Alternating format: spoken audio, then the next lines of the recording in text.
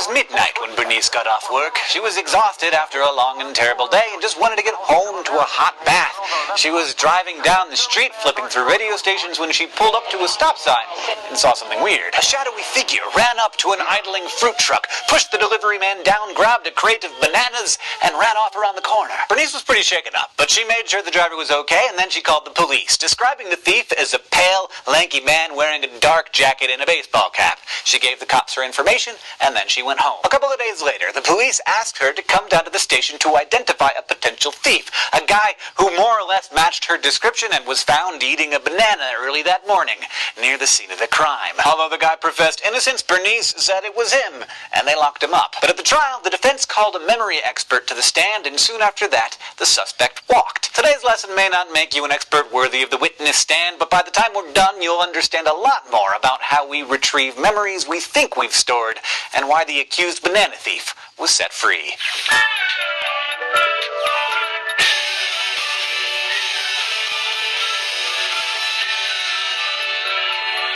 Bernice had to notice, encode, store, and later consciously retrieve details about the crime she witnessed. What color was the guy's jacket? What did he look like? What did he steal? And where did he run? Of course, we all forget things, and typically we do it in one of three different ways. We fail to encode it, we fail to retrieve it, or we experience what psychologists call storage decay. Sometimes forgetting something just means it never really got through your encoding process in the first place. I mean, think of all the stuff that's going on around you at any given moment. We only actually notice a fraction of what we sense, and we can only consciously hold so many bits of information in our minds at any given time, so what we fail to notice, we tend to not encode and thus don't remember. Bernice noticed a dark jacket, Beyonce, and bananas, but she didn't encode much about the driver or the color of the thief's shoes. There's a lot of reconstruction and inferring involved when you try to flesh out a memory, and every time you replay it in your mind or relate it to a friend, it changes, just a little.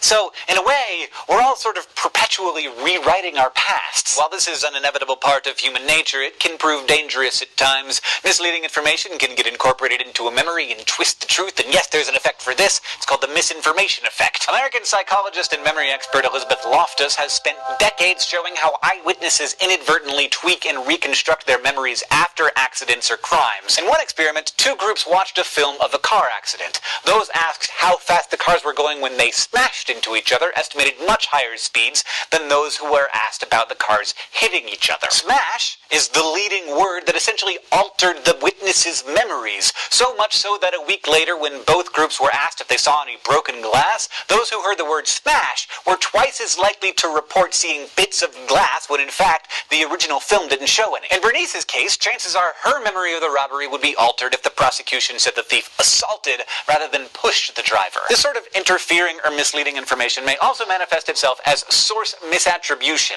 like when you forget or misrecall the source of a memory. In the case of Bernice, when she saw the suspect in the courtroom, she thought she recognized him from the night of the crime, when in reality, he just served her coffee earlier that day. But her memory of the event had probably already been tweaked several times before she even made it into the courtroom. Like, she relived the tale multiple times in her own mind in which she told other people about it, and every time she introduced errors, filling in memory gaps with reasonable guesses.